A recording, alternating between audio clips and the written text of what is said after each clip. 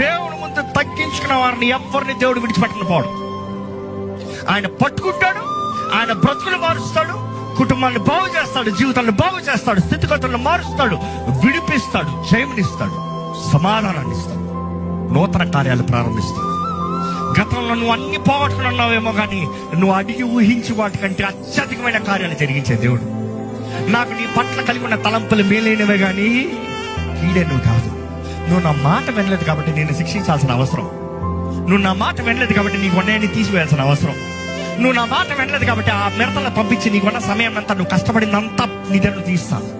ఎందుకంటే నువ్వు నా మాట వింటలేదు. నువ్వు నా మాట విని నా దగ్గరికి వస్తే నేను నిన్ను బాగు చేస్తానికి ఆశపడుతున్నాను. నువ్వు నా మాట వింటే నేను నీ కుటుంబాన్ని కడతానికి ఆశపడుతున్నాను. దేవుని ముందు తగ్గించుకున్న వారిని ఎవరిని దేవుడు విడిచిపెట్టను పోడు.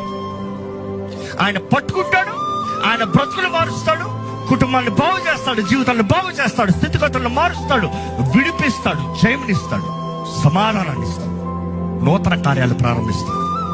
గతంలో నువ్వు అన్ని పోగొట్టుకుని ఉన్నావేమో, కానీ నువ్వు అడిగి ఊహించి వాటికంటే అత్యధికమైన కార్యాలు జరిగించే దేవుడు.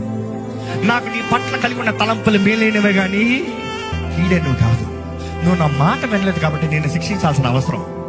నువ్వు నా మాట వినలేదు కాబట్టి నీకు ఉన్నాయని తీసివేయాల్సిన అవసరం. నువ్వు నా మాట వినలేదు కాబట్టి ఆ మిడతలను పంపించి నీకున్న సమయం అంతా, నువ్వు కష్టపడిందంతా నీ దగ్గర తీస్తాను. ఎందుకంటే నువ్వు నా మాట వింటలేదు. నువ్వు నా మాట విని నా దగ్గరికి వస్తే నేను నిన్ను బాగు చేస్తానికి ఆశపడుతున్నాను. నువ్వు నా మాట వింటే నేను నీ కుటుంబాన్ని కడతానికి ఆశపడుతున్నాను.